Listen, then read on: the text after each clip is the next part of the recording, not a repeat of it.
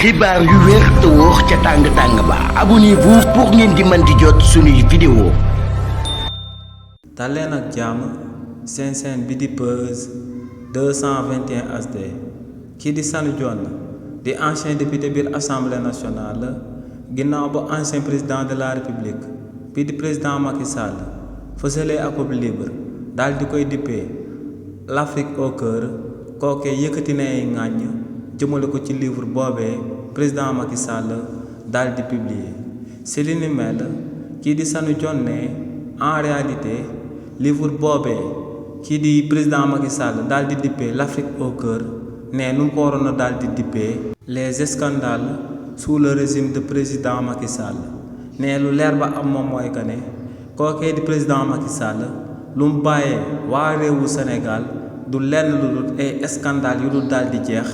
ay ñu bokk ci ñoom ñoo xam ne dañoo daal di luubal alal boo xam ne Sénégalais yépp ñoom ñoo ko daal di bokk ne lu leer ba am moom mooy que ne kii di président Macky Sall day mbubboo Afrique di mbubboo panafricanité waaye ne en réalité gëmut loolu ndax ne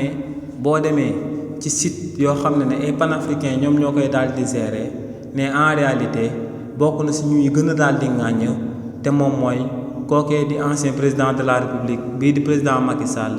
ak actuel président bu Côte d'Ivoire bii di Alassane Ouattara ne ñooñee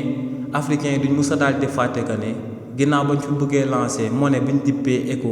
ñoom ci seen wàllu bopp ñoom ñoo fexe woon pour waa France daal di am ay représentants ci monnaie boobee te li ni mel moom moo sabab ba tey ba suba monnaie bii di ECO mënta daal di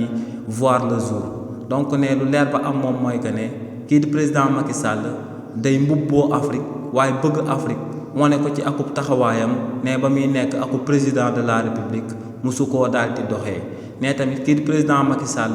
bu yeboo mu daal di waaj ndax ne ci semaine yu yàggul dara dinañ daal di ibbi ay dossier jëmale ko ci jëmmam. xibaar yu wér te wóor ca tàng ba abonnez-vous pour ngeen di mën di jot suñuy vidéo.